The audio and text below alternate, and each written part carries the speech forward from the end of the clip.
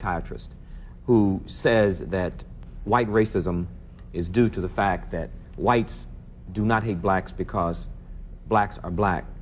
Whites hate blacks because whites are not black. And that racism is a reaction formation to something that you can't be and can't have. And that the state of whiteness is, in essence, a state of genetic deficiency and a state of albinism. Well, first of all, I would say that in trying to understand what racism is all about, we have to look at history, because as in the other institution, racism is a historical phenomenon. I would say that I imagine that my sister Frances had a lot of examples and certainly documentary facts to back up her theory, and I wouldn't get into disagreeing or agreeing with her. What I would ask is, how do we destroy it?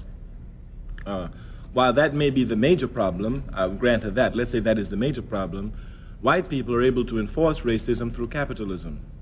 That's how they amass their power.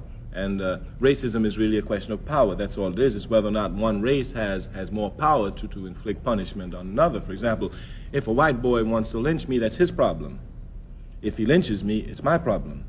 Thus, it behooves me to build as much power as I can to protect myself against racism and also to destroy the base that gives the racist the reality, power, the power reality to lynch me or to inflict power upon me. He amasses that through capitalism. Thus, it is my job to thoroughly dismantle that system, which will render him powerless. And once he's rendered powerless, then perhaps we can begin to deal with the question of racism. So I would not, this is again the question of, there's no doubt that the major problem that the black man faces all over the world is a problem of economic exploitation.